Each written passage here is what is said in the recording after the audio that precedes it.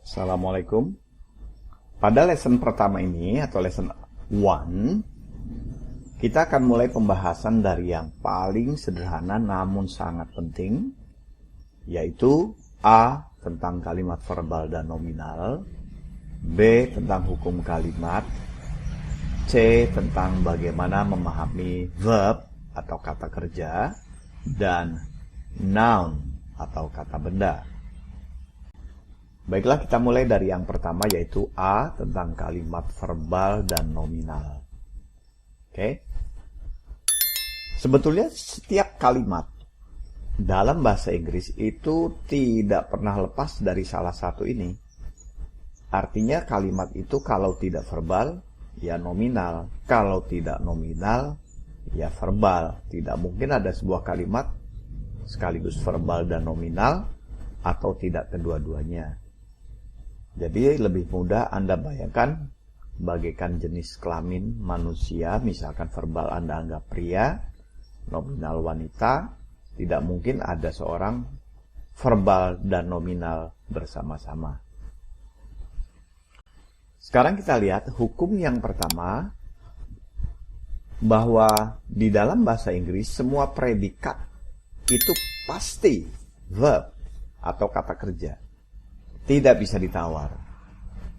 Tentu saja kalimat itu kan ada subjek, ada predikat, kemudian kadang ada objek, ada keterangan dan sebagainya.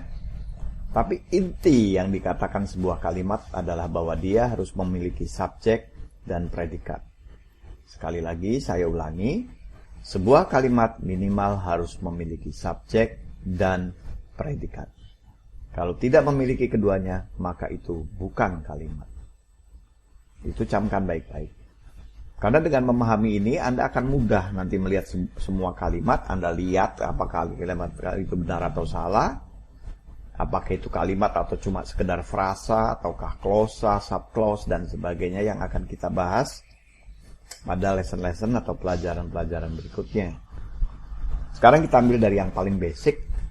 Camkan baik-baik bahwa semua predikat di dalam bahasa Inggris harus verb, harus kata kerja. Coba Anda amati.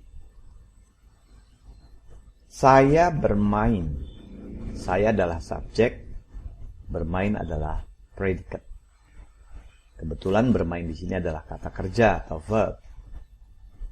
Kamu belajar. Kamu adalah subjek, belajar adalah predikat yang kebetulan adalah verb, kata kerja.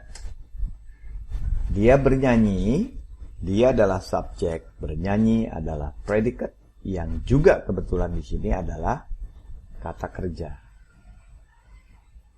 Sekarang mari kita ubah kalimat-kalimat tersebut ke dalam bahasa Inggris. Saya bermain. Coba Anda lihat sebelah kanan itu, I play. Apakah kalimat ini benar secara hukum bahasa Inggris? Benar. Kenapa? Karena predikatnya adalah verb. Oke. Kemudian you learn. Kau belajar, kamu belajar. Apakah kalimat ini benar secara hukum kalimat dalam bahasa Inggris? Benar. Kenapa? Karena predikatnya adalah verb. She sings. Ia bernyanyi. Kembali kalimat ini benar. Kenapa? Karena subjek dan predikatnya ada dan kemudian predikatnya adalah verb. Karena dalam bahasa Inggris predikat tidak bisa ditawar. Harus verb. Oke. Tetapi timbul sebuah masalah, coba Anda lihat di bawah. Bagaimana seandainya jika kalimatnya seperti berikut? Dalam hukum kalimat bahasa Indonesia, kalimat tersebut benar. Tapi dalam bahasa Inggris, predikat harus verb. Jadi harus bagaimana? Coba Anda lihat contohnya di bawahnya. Saya di sekolah. Kalimat ini gak ada masalah dalam bahasa Indonesia. Sah saja dan benar. Saya di sekolah. Dia gembira. Gembira bukanlah verb. Bukan kata kerja. Di sekolah juga bukan kata kerja. Tapi kata keterangan. Kamu John. Sama. John juga bukan verb. Bukan kata kerja.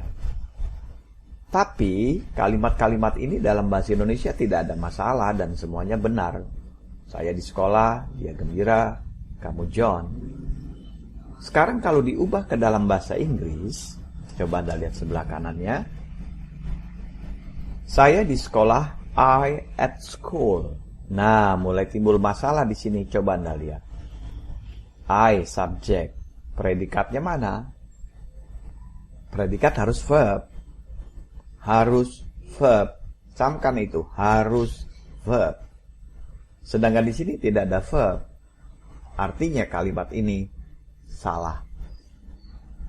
Di bawahnya, he happy. Dalam bahasa Indonesia benar-benar saja dia gembira. Kalimat itu benar, dia gembira. Karena bahasa Indonesia tidak mengharuskan bahwa predikat itu harus selalu verb. Tapi dalam bahasa Inggris, Anda tidak bisa mengatakan he happy. Kalimat ini hancur. Karena predikat harus verb. Sedangkan kalimat ini tidak punya verb. You, John. Kembali. Kalimat ini hancur. Kenapa? Predikatnya tidak verb.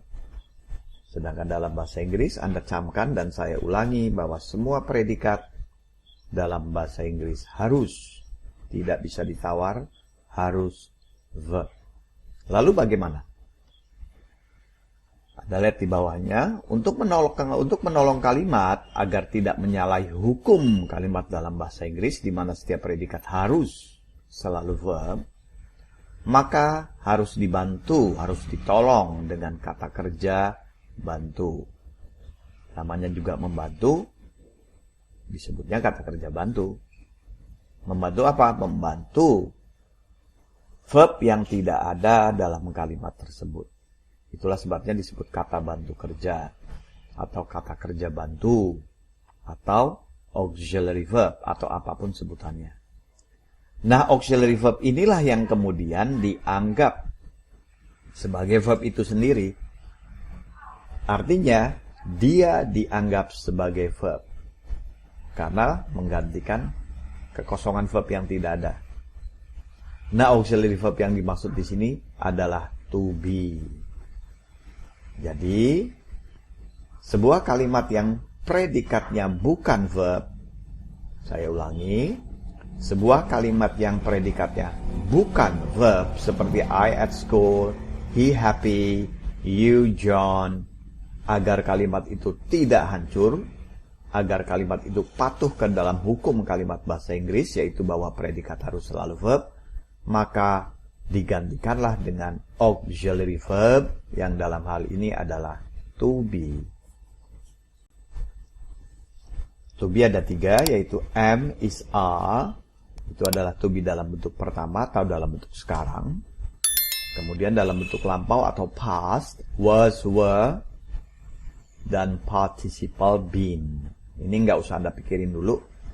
Yang penting Anda tahu bahwa sebuah kalimat predikatnya harus verb. Jika tidak mempunyai verb, harus digantikan dengan to be. Karena dialah auxiliary verb. Jadi kembali, verb atau to be. To be atau verb. Oke, sekarang kita lanjutkan ke halaman berikutnya. Dengan adanya to be yang bisa menggantikan fungsi verb yang tidak ada dalam kalimat tersebut, maka kalimat itu menjadi benar. Coba lihat. I at school. Kalimat ini salah. Dan Anda sudah tahu kenapa salah. Ya, predikatnya bukan verb. Tapi kalimat tersebut ditolong. I am at school. Nah, predikatnya sekarang am. Dan am adalah auxiliary verb. Kata kerja bantu atau kata bantu kerja, dan dianggap sebagai verb. Maka kalimat ini sekarang menjadi benar karena predikatnya adalah dianggap sebagai verb yang dalam hal ini adalah to be. I am at school. Jadi kalau saya bertanya I am at school, mana predikatnya? Ya am itu. Begitu. He happy. Kalimat ini hancur karena tidak mempunyai verb. Kemudian ditolong menjadi he is happy. Kalimat ini sekarang benar, karena sudah mempunyai predikat. Mana predikatnya? Is. Bukankah predikat harus verb? Betul. Karena di sini tidak ada verb, digantikan dengan auxiliary verb, dalam hal ini adalah to be. You, John. Kalimat ini salah. Diselamatkan menjadi you are, John. Dan predikatnya adalah, ya, predikatnya adalah are. Oke, kesimpulan akhir bahwa kalimat itu terbagi dua, yaitu nominal dan verbal. Nominal adalah kalimat yang predikatnya adalah to be, seperti yang Anda lihat di depan Anda tuh. I am at school, he is happy, you are John. Itu semua adalah kalimat nominal. Kenapa? Predikatnya adalah to be. Dan kalimat yang sudah mempunyai predikat to be tidak mungkin mempunyai predikat ganda. Ada verbnya. Maksudnya apa? Misalkan I am go. Nah, itu udah nggak mungkin. Go adalah verb, kata kerja. Go, pergi. Am adalah to be. Salah satu, nggak mungkin I am go to school, nggak mungkin. I go to school. I am a teacher. Jadi kalau sudah to be, ya nggak mungkin ada verb. Kalau sudah ada verb sebagai predikatnya, nggak mungkin ada to be. Jadi ibaratnya laki-laki mempunyai kekhususan, mempunyai ini, tidak mungkin punya itu. Perempuan punya itu, tidak mungkin punya ini. Kalau punya dua-duanya, berarti bukan manusia. Kalau tidak punya dua-duanya, juga bukan manusia. Oke? Camkan baik-baik. Jadi kalimat ada dua, yaitu kalimat verbal yang predikatnya verb. Seperti I go, I eat, I write. Itu semuanya adalah kalimat verbal. Tapi kalau I am a writer, you are a singer, they are doctors. Nah, itu adalah kalimat nominal yang predikatnya adalah to be. Oke. Sekarang kita masuk kepada hukum kedua. Anda lihat itu. Kalimat yang predikatnya verb disebut verbal, ya tadi udah dibahas sebentar. Kalimat yang predikatnya to be disebut kalimat nominal. Amati kalimat yang salah sebagai berikut. I, Mrs. Green. Nah, itu salah, Anda tahu kenapa salah. Ya, karena predikatnya nggak ada. Harusnya apa? Good, I am Mrs. Green. Kalimat berikutnya, I am love you. I am love you. Kalimat ini salah. Coba Anda lihat kenapa salah. Aku cinta kamu. I am love you. Ya, karena predikatnya double-double. I love you. Harusnya I love you. Love itu adalah kata kerja, verb. I love. Cukup, nggak perlu pakai to be lagi. I am love you, malah salah. Oke? Ya, coba sekarang Anda amati, Anda pahami penjelasan saya tadi. Kalau perlu dimatikan dulu rekaman audio ini, kemudian setelah Anda memahami, baru Anda bisa lanjutkan kepada exercise 1. Silakan Anda matikan dulu. Sekarang kita masuk pada exercise 1. Di sini Anda diminta menentukan apakah kalimat ini termasuk nominal ataukah verbal. Nominal berarti kalimat yang mempunyai to be. Kenapa mempunyai to be? Karena tidak mempunyai verb atau tidak mempunyai kata kerja. Sedangkan kalimat verbal adalah kalimat yang predikatnya verb atau kata kerja. Dan tentu tidak mempunyai to be. Hanya salah satu. Kalau tidak verbal, ya nominal. Kalau tidak nominal, tentu verbal. Kalau kalimat predikatnya verb, tentu tidak menggunakan to be. Kalimat yang predikatnya to be, tidak ada lagi verb. Jika ada dua-duanya, maka kalimat itu salah. Dan jika tidak ada dua-duanya, maka kalimat itu salah. Oke? Di situ Anda bisa lihat nomor 1 sampai 10 Anda kerjakan, kemudian kunci jawabannya ada pada bagian terakhir daripada lesson 1 ini. Oke. Sekarang kita masuk kepada hukum ketiga. Yang disebut verb adalah kata kerja yang masih murni atau root, masih akar katanya.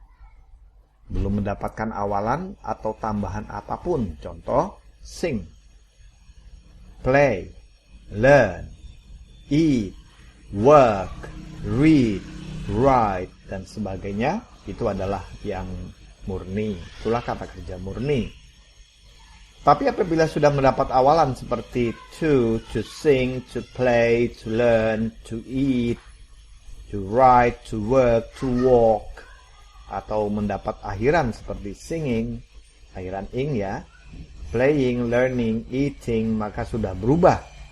Bukan lagi sebagai kata kerja, tetapi menjadi kata benda atau noun. Itu harus Anda camkan baik-baik, karena pemahaman ini sangat penting. Oke? Nah, jika Anda sudah memahami hukum ketiga ini, Anda dapat melanjutkan pada exercise 2. Di sini kembali Anda seperti exercise 1, yaitu diminta menentukan apa kalimat ini nominal atau verbal. Oke? Ingat baik-baik. Oke, kemudian kita lanjut kepada hukum yang keempat. Sebuah noun atau sebuah kata benda bisa menempati posisi sebagai subjek atau objek. Amati kalimat berikut. John loves Mary. John adalah subjek. John adalah kata benda. Personal pronoun. Mary, objek, adalah kata benda. Jadi yang namanya subjek, objek tidak bisa ditawar. Harus noun, harus benda. Mary likes oranges. Nah, subjek Mary, oranges adalah objek, dua-duanya adalah benda. They like swimming. They adalah subjek, swimming adalah objek, dan swimming adalah noun. Ya, kalau swim memang verb. Swim itu berenang. Swim adalah root, akar kata. Swim adalah verb. Tapi kalau sudah to swim, swimming, bukan lagi verb, tetapi noun. Berikutnya, music is fun. Music adalah subjek. Fun di sini bukan objek, tapi adjektif, ya. Artinya di sini yang sebagai kata benda hanya musiknya saja. Subjek pasti kata benda. Objek pasti kata benda. Swimming is fun. Nah, swimming di sini bukan kata kerja, kecuali kalau swim is fun. Oke, kalau swim is fun, kalimat itu salah. Kenapa? Karena swim adalah verb. Swim adalah kata kerja. Sedangkan subjek harus kata benda. Itulah sebabnya kalau kita memaksakan diri swim is fun, tentu kalimat itu salah. Swim harus diubah menjadi kata benda. Menjadi swimming is fun. Atau to swim is fun. Okay. I want to swim. I adalah subjek, pasti kata benda. To swim adalah objek. Nah, Anda lihat tuh. Ini kata benda, kecuali kalau swim, I want swim. Swim adalah verb. Nggak boleh I want swim. Karena objek harus benda. Itulah sebabnya tidak bisa I want swim. Tapi I want to swim. Atau I want swimming. The last one, to swim is important. Nah, Anda kembali lihat tuh. To swim adalah subjek. Harus benda. Kita nggak bisa mengatakan swim is important, tapi to swim is important. Oke? Anda pahami baik-baik konsep-konsep dasar ini, walaupun kelihatan sederhana, Anda tidak memahami lesson 1, ke depannya Anda tidak mungkin bisa memahami. Oke? Sebaiknya Anda ulang-ulang, pahami, kemudian kerjakan latihannya, cocokkan dengan kunci jawabannya, Jika Anda sudah paham, lanjutkan pada lesson berikutnya, lesson 2. Okay? Thank you very much. Assalamualaikum.